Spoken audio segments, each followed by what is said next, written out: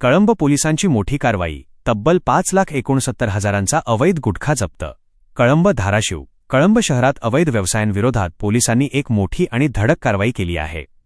शहरातील पापडे गल्ली भागातील एका गोदामावर अचानक छापा टाकून पोलिसांनी तब्बल 5,69,800 रुपयांचा विविध प्रकारचा अवैध गुटखा आणि प्रतिबंधित तंबाखूजन्य पदार्थांचा साठा जप्त केला आहे।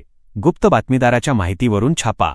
मिळालेल्या माहितीनुसार आज दिनांक 22 जून 2026 रोजी दुपारी रात्रीचे 2 वाजण्याच्या सुमारास कळंब पोलिसांना शहरातील पापडे गल्ली येथे अवैध गुटख्याचा साठा असल्याची गुप्त माहिती मिळाली होती।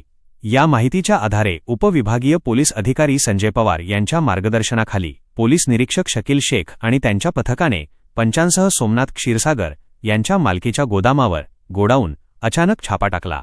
या छाप्यादरम्यान पोलिसांना मोठ्या प्रमाणात प्रतिबंधित गुटखा मिळून आला, जो पोलिसांनी तात्काळ जप्त केला।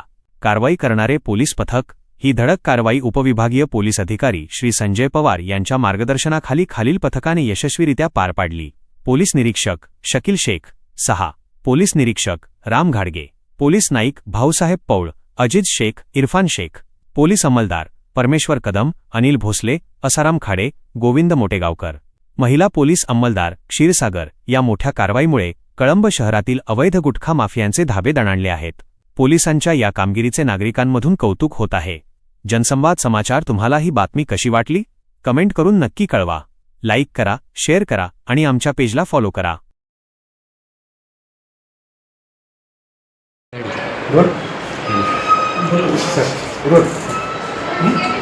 मी पोलीस निरीक्षक शकील शेख, कळंब पोलीस स्टेशन।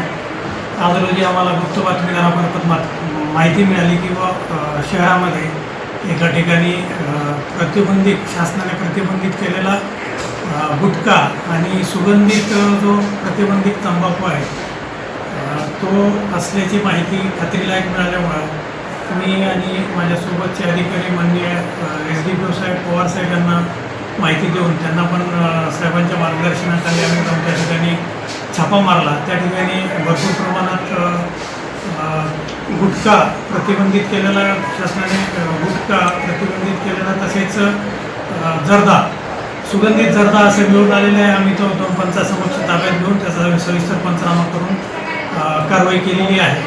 आणखी एक नागरिकांना आम्ही सांगू इच्छितो की कोणाकडून कशी अशी माहिती मिळत असेल आम्ही त्यांचं नाव गोपनीय ठेवून आम्ही परत कारवाई अशी करू।